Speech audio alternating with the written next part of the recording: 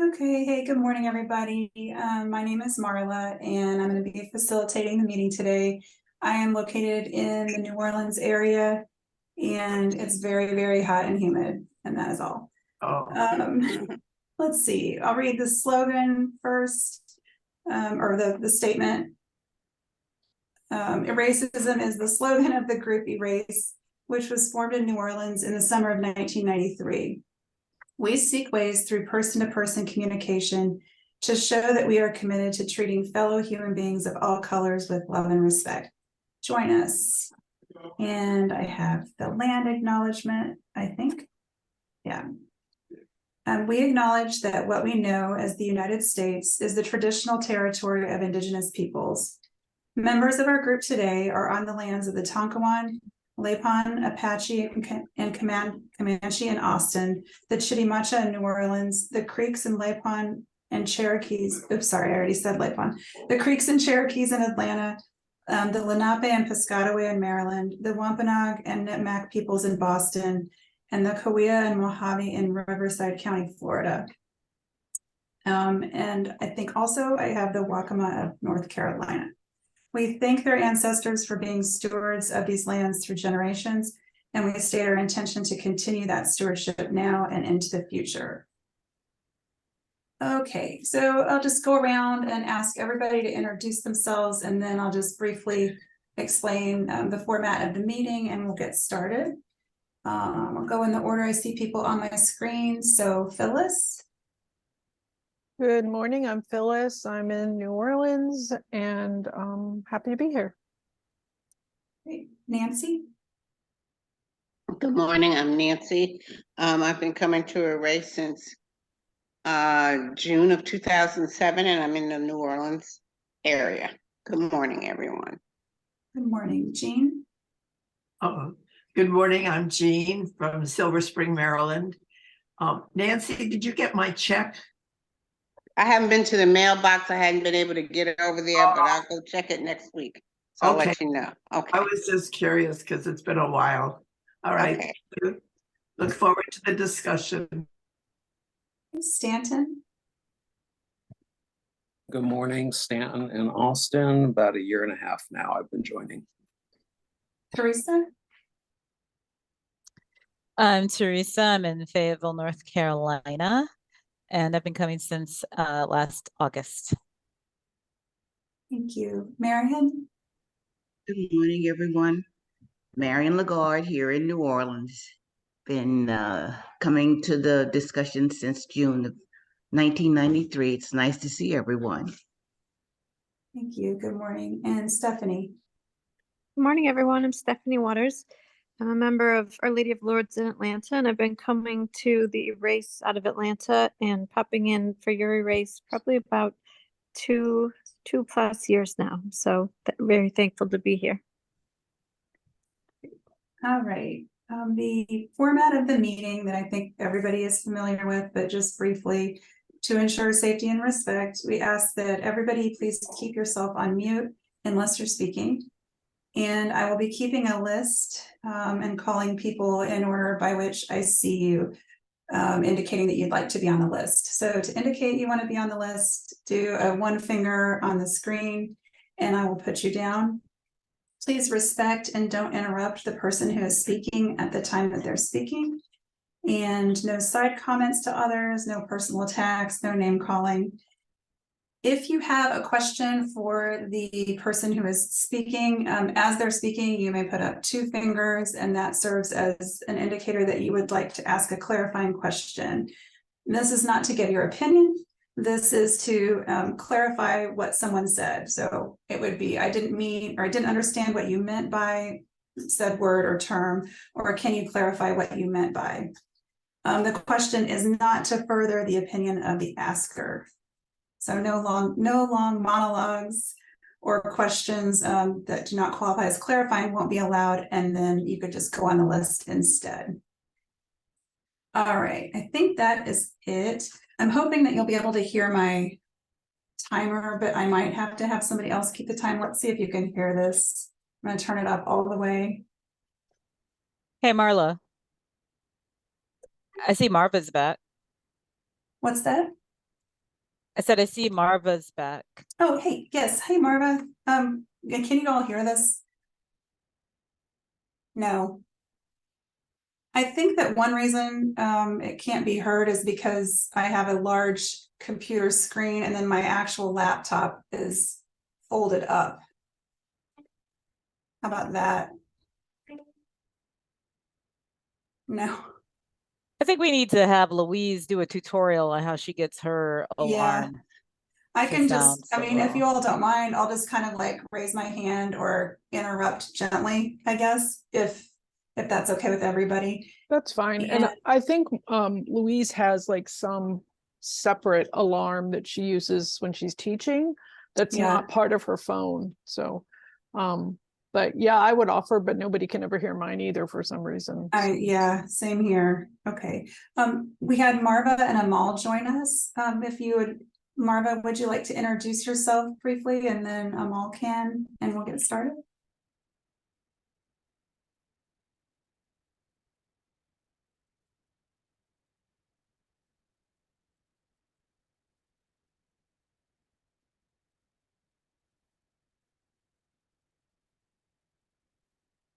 And a hard time getting unmuted.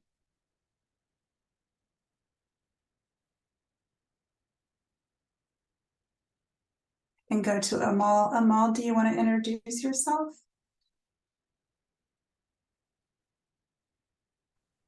Sure, how you doing? I'm Amal, always been coming to Erace meetings since the late 1990s and always enjoy the conversation. So that's why I keep coming. Thank you. And Marva?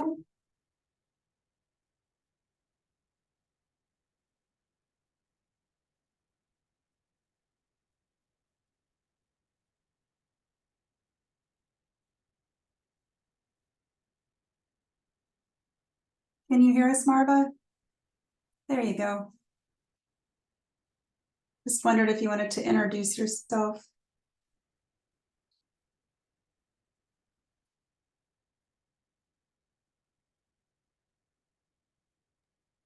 You're unmuted, Marva.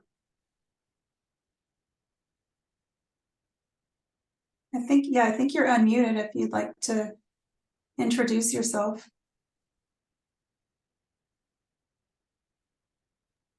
I think Okay, she we can't hear us. Yeah, I don't think she can. Okay, we'll go ahead and get started. Yeah, I don't think she has volume. Okay, well, I selected this article today mainly because I was looking for something that would follow up what I saw in the news. I think it was last week. That was extremely disturbing. It was protesters outside of Disney World holding swastika flags and Ron DeSantis flags also. So simultaneously, both of those types of flags and protesting in front of Disney World as people, like, I think it was right at the entrance. So found this very disturbing, and I just wanted to kind of dig more deeply into the whole thing regarding warnings that have been issued by the ACLU and some others regarding travel to Florida for folks of color as well as LGBTQ and Hispanic too. So with that, I'll open the list up and get started on the discussion. Anybody like to get on the list? Hey, Teresa? Anybody else? Phyllis? Stanton? Okay, Teresa? So long before the Disney protest, I thought, ooh, I'm so happy I visited Florida as a child because I don't know if I'll ever go back. That's the same thing about me just going into the ocean and jumping waves. It's like, nope, shark's not going to get me now. I'm older. It's like do all the fun things when you're young because you never know what's going to happen when you're older. And it's just like I was first thinking about it when they started banning all these books. And it was just like, I want to put the banned books on my list to see if I can get them, because I paid to still have access to the Austin Public Library, because that's an awesome virtual library system. And a lot of the books that they're banning, I've already read before because they're classics. And I just think there's going to be generation, hopefully not more than one, that has to deal with this, but they are just not going to know things. And I always think about my Black friends and relatives who live in Florida, and they don't necessarily have the resources to move away. Where is the safe place? At some point, you do have to, whether it's economics or just your personal philosophy, I'm not going to let these ignorant people drive me away. But I do think it's funny, once again, when it comes to immigration, that they shot themselves in the foot and said, oh, we don't want people who are not legal immigrants. It's like, well, who's going to pick your produce? And that's the first thing that I've heard kind of pushback on the whole anti-woke, if I can just encapsulate everything with DeSantis running for president and trying to appeal to be even worse than Trump just to beat him, which isn't going to happen. Nobody wants the substitute teacher, the facsimile. They want the real devil, whatever. I feel like 2 minutes are already up. So you have 15 seconds. I won't take them. Thank you. Thank you. Okay, Phyllis. Yeah, I wanted to say, bouncing off the Disney thing, I was at Walmart last week and they have a t-shirt that has rainbow Mickey Mouse and it says "Be proud." And it just made me laugh at Walmart, because Target's getting all this hate, but Walmart, which is, very conservative as a company, has this shirt, and it's just bringing in Disney, which Ron DeSantis hates. It just made me laugh. And there was something else Teresa said that triggered me to say something. Oh, just that a couple people I work with, one has a transgender child, and they're next year going to move out of state, someplace that's more progressive, because here it's really hard and their child can't get on a sports team because people are ridiculous about that. And another person she's from somewhere in the north. She's a married lesbian with a child, and she is really worried, but she said right now they plan to stay. So it is hard for people to uproot themselves because of hate, and Louisiana is in danger of becoming very similar to Florida if we get a different governor. That's all for now. Thanks. Thank you. Let me reset the timer. And we have Stanton. Yeah, I guess I have mixed feelings about this travel advisory. On one hand, I get it. It's sort of just a way of sticking, the finger in the eye of Ron DeSantis. But by the other sort of side of this, it's that, well, there are a lot of people who their livelihoods in Florida depend on tourism, and they depend on people who are coming to visit. That's all kinds of businesses, from Disney to small mom and pop type operations. So you're kind of, I guess, penalizing them in a way. And one could say, well, then they need to vote, Ron DeSantis out, and they need to get rid of their state legislature. But that's sort of easier said than done. That travel advisory, if we're going to really extend it, should probably apply to almost all the 50 states in the country, because there are parts of every state, including California, which I don't know that I'd want to spend a weekend in Bakersfield or other parts of California. So I understand it as a political statement. I don't think it is a viable economic statement. And I don't have a problem with boycotting, but I would boycott individual businesses or companies. Like, I won't shop at Hobby Lobby. I won't shop at Chick-fil-A, even though I'm a vegetarian, so I wouldn't shop there anyway. But yeah, I understand a directed, targeted boycott. But when you're saying don't visit a state, that seems a little bit too broad for my point of view. And I also believe in free speech. And if the Nazis want to have swastika flags at Disney World, good on them. If you got nothing better to do with your time, go out there and show your colors, because you are who you are, and that's not going to deter me from doing what I want to do. So I don't know. That's it. Thank you. And the list is open. Would anybody like to get on the list? Nancy? Anybody else? Marion Marion. and Stephanie? Okay. When Okay. when this first came out, all of the things that Florida has implemented, and it first it was, you know, the banning of certain teachings in Florida and banning of books.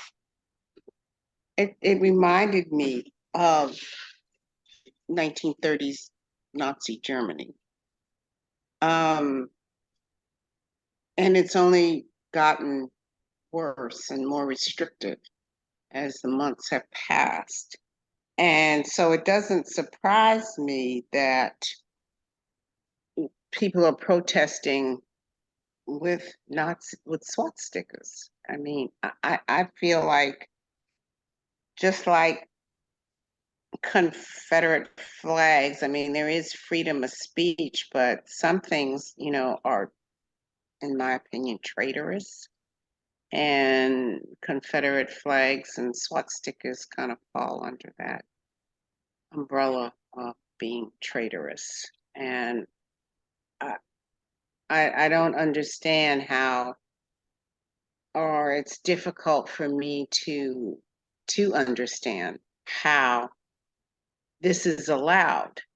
If it were, I mean, people have been basically crucified for showing for Black Lives Matter, or showing a Black Power symbol.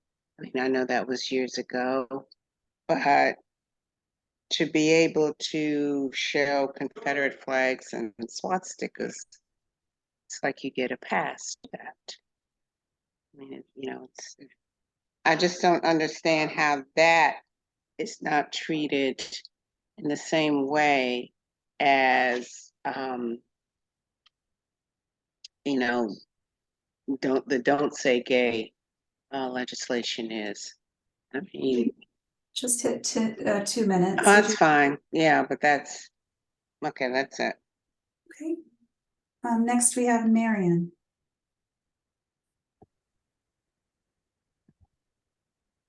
Each day, excuse me, when I say I'm not going to watch the evening news, the national or international, because I know I'm going to sound a little bit naive, but as a person who's been here since the dinosaurs roamed the earth, I am appalled, I'm shocked, I'm stunned at how this country is going backwards at breakneck speed.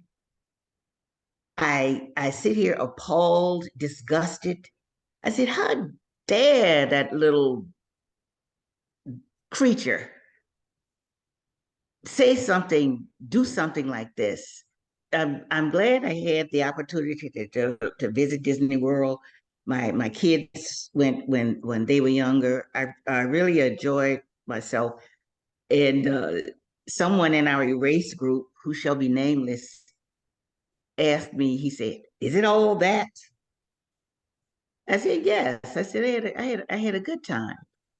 But right now, does this man realize the detriment he's causing, the financial detriment that he's causing?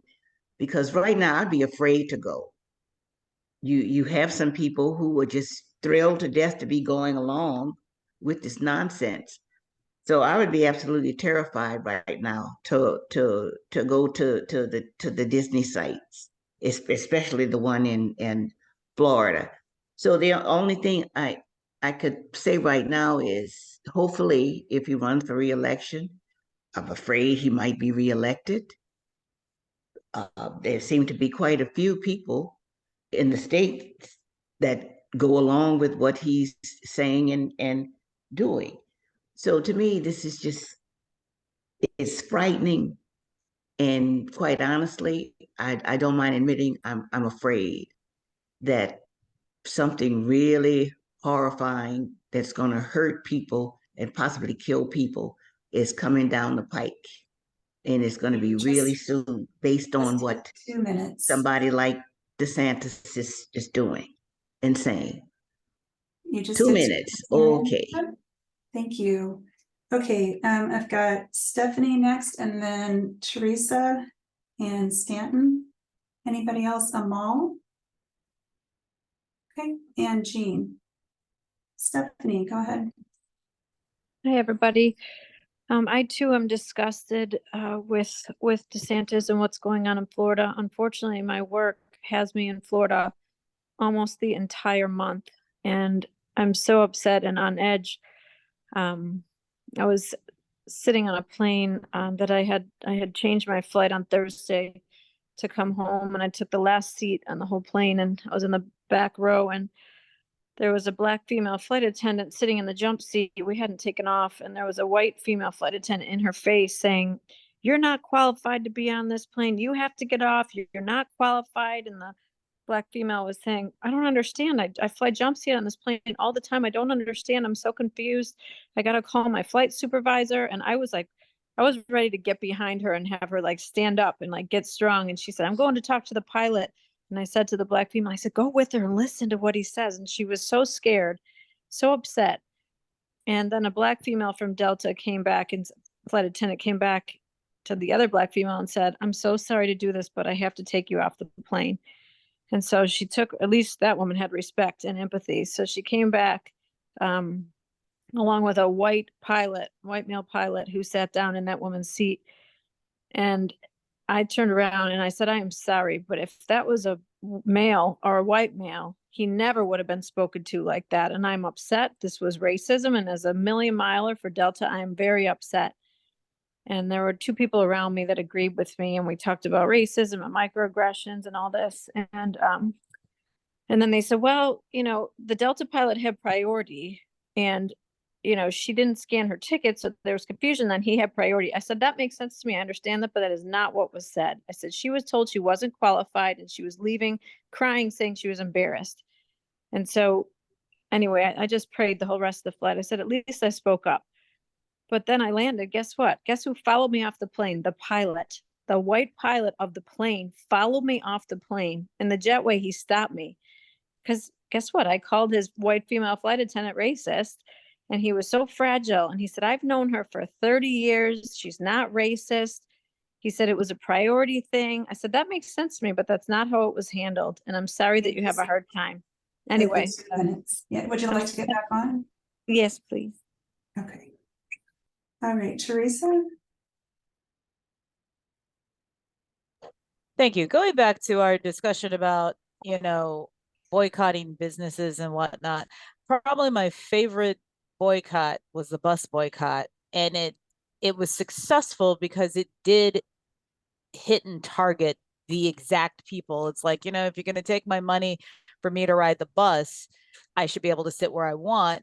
And it was basically, if the boycott affected the white male bus drivers, which I think without exception during that time, they were all white male bus drivers. And I just think to myself, why should they care about whether you have a job if they can't sit where they want to? It's like, again, going back what Stephanie's talking about, empathy. Why should I care about, you're going to lose your job if we boycott, if you don't care about our rights to sit where we want after we pay our money? So if it could be targeted like that, that would be absolutely beautiful. But when it comes to Ron DeSantis trying to displace Trump as the Republican nominee, I am rooting for Chris Christie. I will not vote for him, but I kind of feel like I did back in 2016 when I was rooting for John Kasich. It's like, I'm not going to vote Republican, but oh my God, if I have to have a Republican president, please let it be the sane one. Well, of course, Republicans don't want the sane one. They want the crazy one. But and it's just interesting. I will say this about Trump. He is helping me understand things about law that I didn't think I would ever have to know about. I never knew that his best legal defense against all of these charges is to be president again. And so I did like Chris Christie's rhetoric about the only way to beat Trump is to go through him. I'm like, you go, boy. Okay. I mean, you do whatever Game of Thrones thing you need to do and go for it. I'm still voting for Biden. You Biden just hit the Harris. 2-minute mark. Okay. Do you want to get back Perfect. on the list? I'll wait. Okay. All right. Stanton, you're next. Yeah, so I mean, I want to just get back to something that Nancy said. I agree with Nancy that on a personal level, I see a Confederate flag or I see a swastika flag, and I find that repulsive and treacherous and traitorous and all those words. Yeah, absolutely, they're vile. But then I'm going to start talking in terms of some law school terminology, things like slippery slope and letting the camel's nose into the tent. So if somebody doesn't like somebody else's flag, like let's say the Pan-African flag or the Black nationalist flag, then somebody could see that as the same. So while I abhor these organizations and I hate what they stand for, again, on a old-fashioned ACLU free speech kind of sort of approach to this, if they do not take any overt act towards violence, then and unfortunately, they have the right to do what they're doing, and we have the right to not like it. When that situation back in the day happened in Skokie, Illinois, and the American Nazi Party marched through a very heavily Jewish portion of Chicago that had a lot of Holocaust survivors. Yeah, I was horrified by that, but by the same token, I didn't boycott the ACLU because they supported the march. So free speech is a real hard place, and it's a very difficult concept to want to really fully grasp. It's kind of like having faith, quote unquote, in the Constitution. By the same token, like I said, I just want to pivot to another point. I'm also confused by what's happening nationally as far as the whole Republican Party and the deep state. I'm old enough to remember the 60s and 70s when the left was convinced about the deep state and what it was doing. And there was, I think, misconduct on the part of the FBI and the CIA in the 60s and 70s. And we know what they did to the Black Panthers and to other organizations that were fighting for people's rights. If that was my timer, then that was my timer. It was. Did you hear it? I did hear that. Okay. Oh, okay. But Great. that's all I can say. It's just things have gone flip-flop and topsy-turvy, and I'm confused. Thank you. Okay, Amal, and then after Amal, we have Jean and Stephanie. Amal, go ahead. Yeah, can you hear me? Yes. I read the article and I read some of the affidavits that the different organizations put out. What's interesting about it is that we're talking about Florida exclusively as if it's not a reflection of the entirety of the United States. Florida is only doing what the rest of the United States has been doing. This is not nothing new. This is not some new policy that DeSantis is putting into effect. These things been in effect. And so I don't understand why Florida is getting this exclusive attention that the rest of the United States is somehow not getting. Or maybe DeSantis is just bold enough to say what the rest of the United States really thinks. So I'm not offended by what Florida is doing. I see this. Thank you for letting me know this is how you feel. I appreciate that. And now I know how to handle you when I see you. So if you're not gonna go to Florida, you might as well just leave the United States altogether, because what they're doing in Florida is nothing but a reflection of the United States in its entirety. So I'm not offended at all. Thank you. I appreciate them letting me know how they feel. Okay, thank you. Next we have Jean and then Stephanie. The list is open after that. Jean? Yeah, well, I can't quite agree with them all. I mean, I'm in Maryland, and if anything like that even rose its ugly head here, it would be smacked down. Sorry. My sister Barbara, who's gay, was in Florida, but she also was at the Villages, which is another separate municipality, the same as Disney is. And she said that she wore her rainbow bracelet the whole time and that she wasn't afraid to be there. Well, I wouldn't want to put my money in that state. If I were traveling, it's not a place I'd go to. But the United States is not perfect. We have a long way to go if we were striving to be perfect. But I think that DeSantis and Florida is an example of the worst of our states, not exemplary of all of the states. Thank you. Thank you, Jean. And next we have Stephanie. Anybody else like to get on the list after Stephanie? Okay, maybe you will after Stephanie talks. Stephanie, go ahead. Thanks. I just was so upset about what happened on the plane. And what really strikes me, I remember DeSantis got on TV and he said, I will not teach this in the schools because I will not teach our children to hate one another. It's interesting that he takes that platform that he's actually for love and that he sees teaching truth as being hate. There's a little saying, something out there to the degree of, it doesn't take great malice to cause true harm. A lack of empathy is enough. And so what breaks my heart and fights my desire to have hope is that to truly fix this and to teach love and to love each other, we have to listen to one another's real experiences. And there's such a massive defensiveness in most white people. I hope that doesn't offend anybody, but I find even in good, loving white people, they are very defensive, and I encounter it all the time, very defensive to hear the truth. I just watched the 1619 Project that was actually on TV, and it talks about how there was already a platform for what Trump stood for. He was just the figurehead that stepped in. And Florida might have more people in power that think this way, but I agree that all the states have people that think this way. And that pilot racing off, following me in the jetway to defend this woman not being racist was just, I'm like, dude, you don't get it. I mean, so many people are so defensive, but they don't see what's going on every single day. And I just kept saying the same thing over and over. She would not have been treated like that if she were a male or a white male. And I don't know. All I could do, I think, is just keep getting educated. And if I see something, say something. And I'm trying to use whatever power I have and whatever role I'm playing in my life to speak up.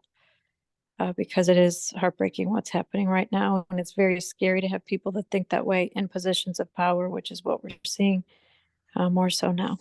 So thanks. I don't know how I'm doing on time, but I'll pass. Yeah, that was perfect timing. Anybody else like to be on the list? The list is totally open. Okay, got Nancy. Anyone else? Phyllis. Okay, Nancy, go ahead. Okay. I think it's interesting too that, when Disney was looking initially at sites for Disney World, they did come to Louisiana and considered Louisiana as being one of the sites, but there were two reasons why they didn't choose Disney. One, they wanted to shake them down. They wouldn't let them buy the land. They wanted them to lease the land. And that meant they would have to have paid them in perpetuity. But then the other reason was because they felt that Louisiana was too racist. And they wanted, I see Marion laughing about that, but, they had segregation laws and things that they felt were counter to what they wanted everybody to be able to come to their facility and feel welcomed and comfortable being there. And so Louisiana did not win the bid for Disney World. So it's interesting that now they went to Florida, and now Florida is becoming exactly what they initially didn't want. They did not want, they wanted everyone to feel welcome. They wanted, they did not want people to feel, they did not want to have segregationist policies. They didn't want to have racist policies. They didn't want to have anti-anybody policies. They wanted everyone to come and be welcomed there. And that's what Florida is turning into. Only, if you're, what do I always say, straight, heterosexual, white men, pretty much are welcomed in Florida. And you just hit So- 2 minutes. Perfect timing. Okay. Okay, Phyllis. Well, I guess I would say the thing that gives me a little bit of hope is that the panic that is being expressed by certain groups about other groups tells me that they know they're losing. That is my take on things. For instance, I was reading this week, and no shade to anybody who's a part of this denomination, but the Southern Baptist Convention met in New Orleans and decided to to cut ties with churches that had women in any sort of pastoral leadership. And one woman who's been a pastor for 30 years, even though there was already language in whatever polity they have saying that women shouldn't be pastors, she was shocked. I'm like, they told you, why are you shocked? But I also then read later that the Southern Baptist Church has lost 500,000 members in, I don't know what the time span was, but it's interesting. I'm like, do they think they lost members because they have women pastors, or do they not realize that not allowing women their God-given calling to serve the church in whatever way they feel called is actually what is going to be their downfall? And I think the same is true of the political parties, party that goes out there and tries to convince everybody that they should be afraid of, drag queens or, little black boys with toy guns or whatever. I mean, they know they're losing. That's also why they have to cheat. Thanks. Thank you. Teresa.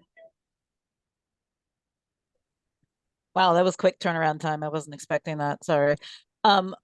Here's the part where I recommend a Netflix series, but if you haven't started watching Black Mirror, they just dropped season 6, but the episode that I am referencing in my the link that I put in the chat is about a mother who was overprotective about her daughter. And if you've never watched Black Mirror, it's like Twilight Zone, and they have futuristic technology, which I would call speculative fiction, because it's not so beyond us. It's pretty much like, oh, that could actually eventually happen in about 10 years or so. And so she was so overprotective about her daughter that as an adult, her daughter did not recognize violence when she saw it, and didn't have any what am I trying to say? She wasn't conditioned of how to deal with violence and how to temper her own violence, because she had this device implanted in her that distorted her vision. So like anytime a violent thing would happen, her vision would blur, for example. That's not the totality of the episode. Of course, you read that Wikipedia summary and will get the whole gist, but it's a wonderful series. And that's what I think is happening to Florida. They're not really implanting a futuristic device. What they're doing is making people so uninformed about the diversity that exists in our world and trying to spare them so much pain. I do believe, just like that Black Mirror episode, these will be the same people who will then lash out because they never grew up having to deal with pain and difficulty. They don't have the practice of doing something. So that was my comment. Thank you. Stanton. Yeah, I want to get back to talking about Florida as a HOWOLE as a whole, not as a Hole. It's back to condemning a state. It's kind of, it seems too peculiar to me to say, boycott a state. I don't know Florida demographics as well as I know Texas demographics. I know that in Texas, the 4 largest cities, Houston, Dallas, Austin, and San Antonio, are all, I'm going to call them more or less progressive cities with Democratic mayors. And in the case of Houston, I know for a fact a black mayor. I think Dallas has a black mayor. I'm not sure. So, to say that Texas, which has a heinous state government and a heinous governor, lieutenant governor, speaker, a felon for an attorney general. I mean, we got it all, baby, so to speak. We got it all. And yet, I wouldn't tell people, don't come visit Austin. I wouldn't tell them to come right now because of the heat, but that's a different discussion.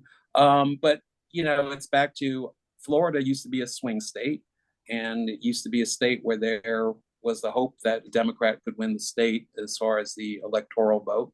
So there are parts of Florida, obviously, that don't share Ron DeSantis's perspective or the Republican power structure. It's back to how do we get these states that have Democratic centers to wind up becoming entirely Republican, is back to gerrymandering and political finagling and all the other things that happen. While we're all talking this, they're doing their thing and they're winning because they know how to work the system. So that to me is the bigger discussion, that how do we get rid of these oppressive regimes, is what I'll call them, because I don't know how they wind up winning, to be honest with you. It's actually perplexing to me in Texas why we have a Republican controlled state when there are so many major Democratic centers. So that's either people not getting out to vote or people not believing in the system anymore or whatever the reasons are. But I think that's what needs to be worked on at the grassroots level. I'm not saying I'm doing much for that, I must admit, but I think that's where the real change has to start, not necessarily with boycotting, but having people within that state work in the grassroots level. You just hit the 2 minutes. The list is open. And anybody else? Teresa? Okay, go ahead. Okay. Stanton, you kind of reminded me of something I had wanted to say, which is the phenomenon of if everything is woke, then nothing is. And one of the ways that it's going to be defeated, because I'm an optimist, is that it's going to collapse on its own weight. I mean, it's, again, I'm a Harry Potter fan, and there was that one movie where that woman came on and everything was a rule. This is a rule. And, plaques just kept flying up. And, eventually it's like, enough is enough. And that's how I see DeSantis in his little white go-go boots. It's like, okay, you're banning everything. There's just like, I don't even know. And even if I said, oh, he caused the banning of Shakespeare. Well, even if I'm lying right now, it's going to be true in 2 weeks because they're banning everything. I mean, I heard that the Diary of Anne Frank was recently banned in the school system in both Texas and Florida. Since you want to throw Texas in there, I mean, Texas don't want to be out of the race of, race to the bottom. But I thought, thanks to Utah, I have now been reading a banned book for decades. And yes, I'm referring to the Holy Bible. It's like, wow, kudos to you, Utah. You put the Holy Bible on the friggin' ban list. By the way, one banned book that I recently read that I hadn't read before, because I usually don't read graphic novels, but Flamer. So it was like, wow, I'm going to try to turn the banned book list into something positive, but it's hard to keep up with it. I mean, they started off with the classics and it's like, okay, yes, I've already read, Toni Morrison and blah, blah, blah, but wow. But I think it's going to collapse on its own weight, because you can argue, I think they said that the Diary of Anne Frank was pornographic. Has anyone ever read that book and just got heated up over it? I have no idea what part of that book, maybe because she was describing her menstrual period, maybe her cycle, but she You was just sharing a hit room with the older man. I don't know, but mark. thank you. You're welcome. Would you like to get that on the list? I'll wait till I get motivated again. Thank you. Okay. Sorry. One sec, let me let them out. Come on. Okay. Sorry. All right, we've got Nancy next. I was just going, Teresa already brought up the point that Texas banned the Bible. I'm not Texas, Utah banned the Bible because of there was prostitution, nudity, men wearing women's garments, anyway, a number of things in there that were on the banned book that fit the criteria of banning a book. So they banned, yeah, the Bible has it all. So Utah banned the Bible. And I mean, they thought that that was, very fitting and, to the right wing people the conservative right, who want to ban everything, will ban your Bible. That's all I was going to say. Okay.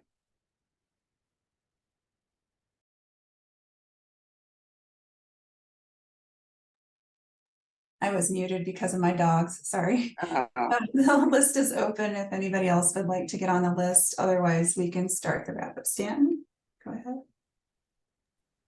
Well, just to throw a little controversy into the discussion, I have a friend who is a conspiracy whack job. I love her, but she's totally off the deep end, and she's an anti-vaxxer and everything else that goes with conspiracies.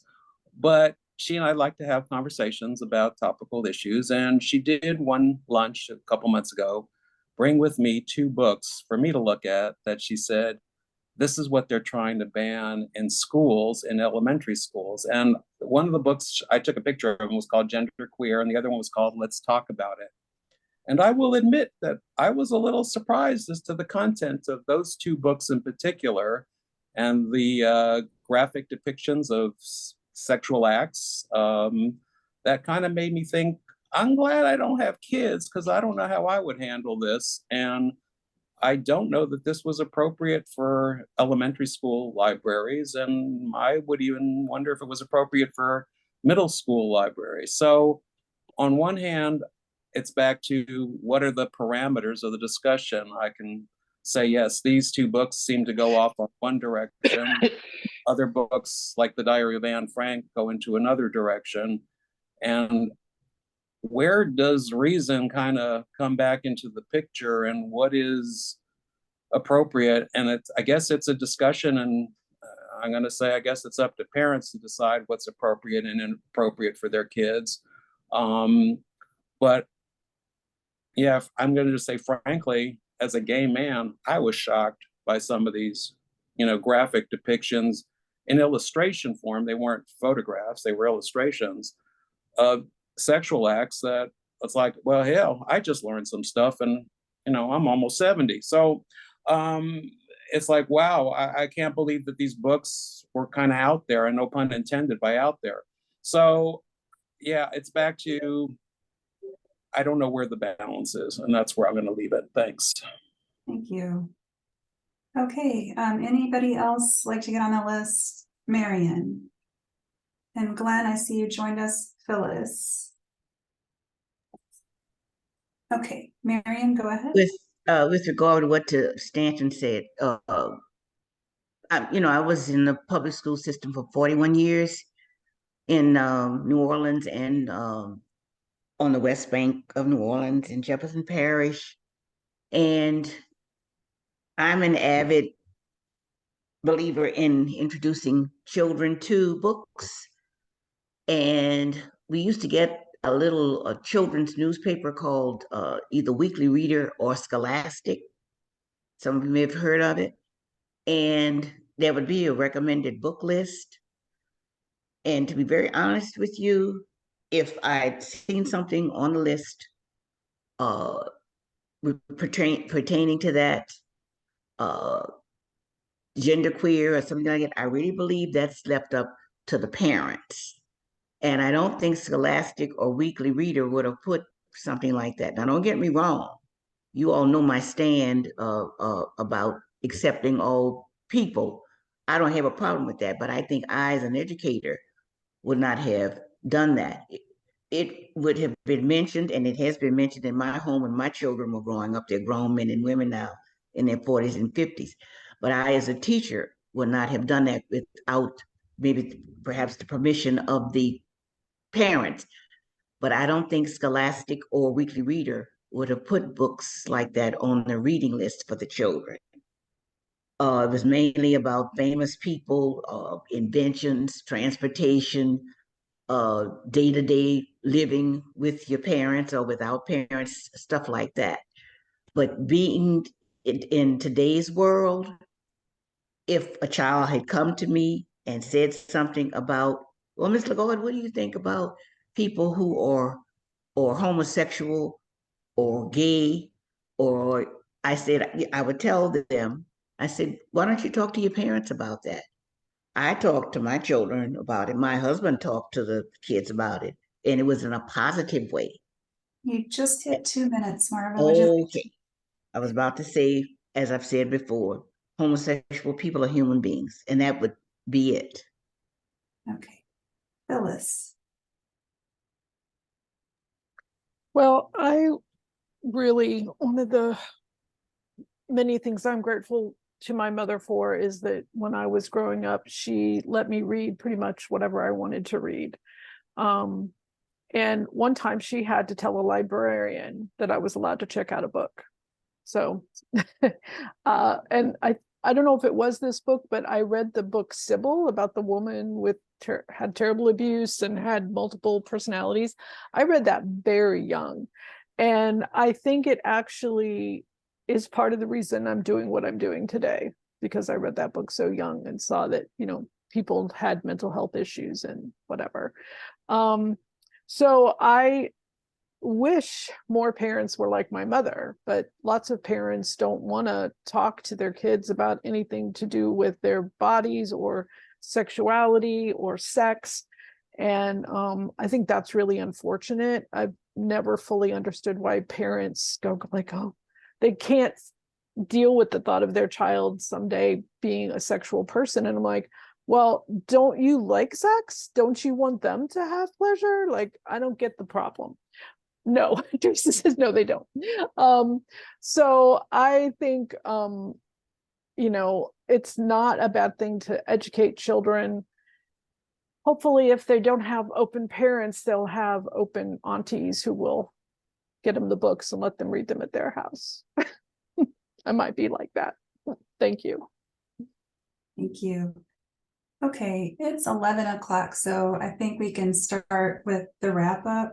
I think Marva's struggled to get on audio, unfortunately, but she would be someone we could do the get 2 minutes for the wrap up. And then the other person, I think the only other person who hasn't spoken would be Glenn. Glenn, would you like 2 minutes? No, I'm gonna have to pass because I was driving this morning, so I really couldn't, be a part of it. So I just gonna pass on this one. Okay. All right, we'll start with the 1 minute wrap up, and I'll just start at the top of the screen and work my way down. Amal, you have a minute.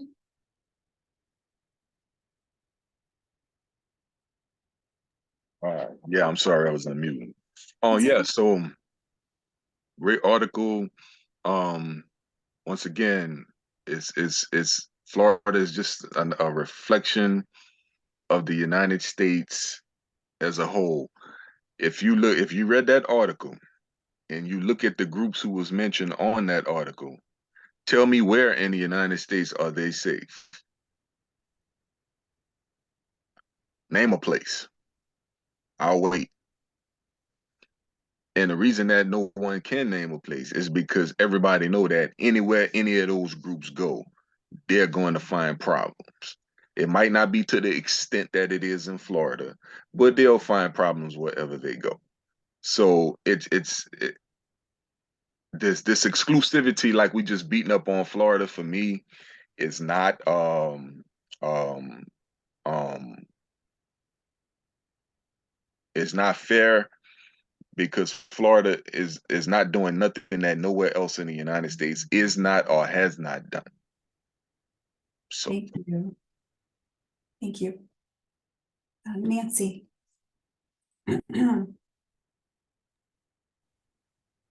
Oh, okay. Thank you. It was a very interesting topic. I think that the groups that are calling for a boycott of Florida is trying to, well, not only are they concerned for those groups and their safety in the state of Florida, but also to hit Florida in their economically, and that's proven that that is an effective method to get people to change is when you target, them financially.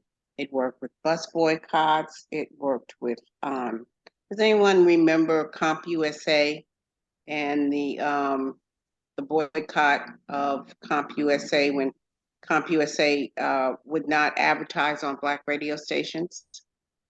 And they said Black people don't buy computers. And yeah, it's laughable, but that was their thinking. And they had them, not only they sent in all their receipts to show them how much money Black people spent at CompUSA. And that got them to change their mind and start advertising on Black radio stations. So economic power is definitely a force to be recognized. Just the 1 minute. Thank you. Teresa.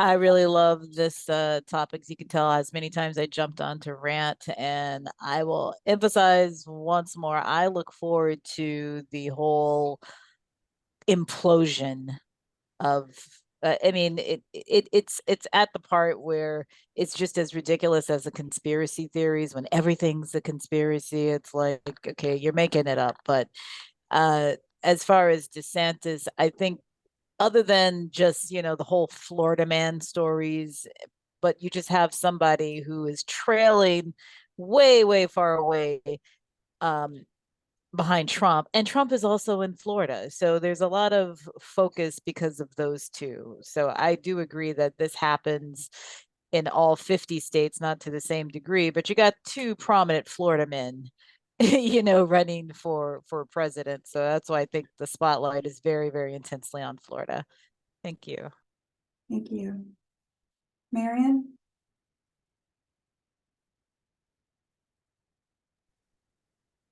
Thank you for that article, Marla. I think at the end of everything, when you get right down to it, it's about political expediency, aspirations rather. The little man wants to be more than just a governor.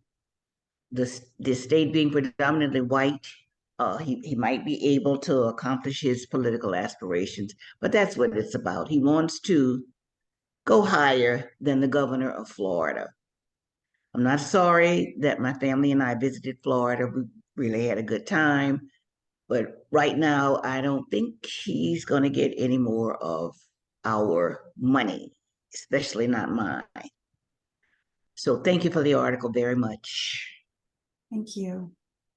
Okay, Stephanie? Sorry about that. I think my phone's overheating. Thank you so much for the article and thank you for all of your shares. We're definitely living in a really scary time, seeing the most conservative Supreme Court we've had in, I don't know, since 1930 or something crazy, with huge decisions coming down the pike in just the next 2 or 3 weeks, affirmative action and several other big ones. So my hope is that with these bannings, including most recently Amanda Gorman's poem being banned, I just hope that for those of us who think it's nonsense and know it's nonsense, I hope it sparks more and more conversations in homes. I know Amanda Gorman's book shot up very high in the rankings once it was banned, and I hope it sparks more and more conversations with their children. I know my son woke up this morning and said, "Mom, one of my friends asked to touch Josiah's hair last night, and I knew it was a microaggression." I said, "Can I touch your hair? It's kind of curly. How does it feel?" And he said, "I got his back because I could tell Josiah didn't feel comfortable." I said, "Good. He never would have known to stand up for that if we hadn't talked about stuff like that." So I just hope that those of us who care can speak up and just make things better, because I agree it's not safe anywhere. Thanks. Thank you. Jean.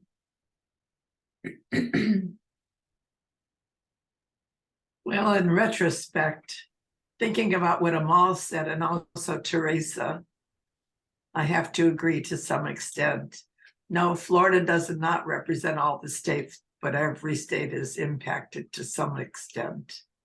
You know, I was originally thinking Maryland wasn't, and then I think, you know, when my black son leaves the house, particularly at night, if he doesn't come back when I think he's supposed to be coming back, I worry that the police have stopped him and something has happened. And so in one way or another, every state is guilty of some of these things. So we all just have to work for a better society, do the best we can. And out the vote too. All right, thank you. Everybody have a wonderful day. Thank you. Stanton. Yeah, I've spoken a bit, so I will just say thanks for the topic, and everybody have a safe and cool weekend. Thank you. Phyllis. Yeah, thanks, Marla. This was a good article with the extra reading. I agree. I think that the worry a lot of us have is that Florida is what the rest of the country could look like. Like Florida is kind of the rest of the country on steroids. We don't want the rest of the country to get on steroids. There's danger everywhere for everybody, especially with our gun laws. But I think, was that my 1 minute? No. No.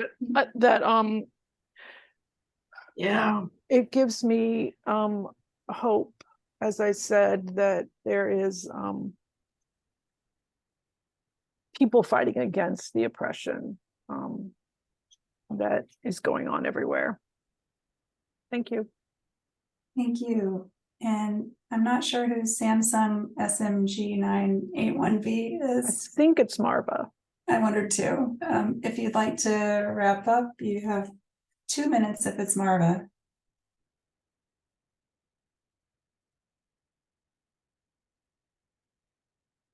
Okay. Maybe still some difficulty with audio or something too. She sent us a text saying, I think to Nancy, Phyllis and me, that she was having trouble with her computer audio and she can't hear anything and her visual isn't working either. Okay. Okay.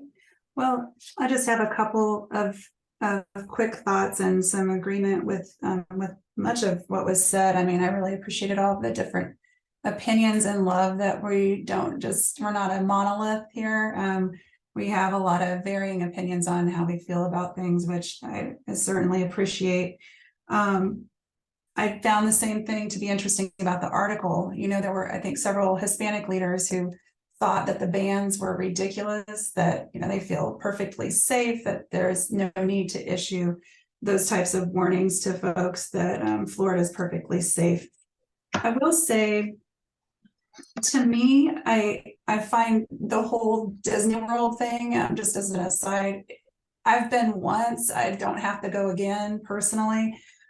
I personally don't get it. I feel like the folks who go regularly, they really go regularly. And I mean, it's almost cult-like to me. It's kind of fascinating, really. But I just think, wow, there are so many other places I would personally rather go, environmentally wise, you know, and same thing with the amount of money that's spent. So to me, that's always been kind of a curious American phenomenon. I also agree with what Amal said, you know, that this is something that is transpiring across the nation, and maybe it's just Florida who's shouting it out a bit more loudly, especially with Ron DeSantis in his white go-go boots. I just really like that comment. I do find him to be rather small, SMOLL.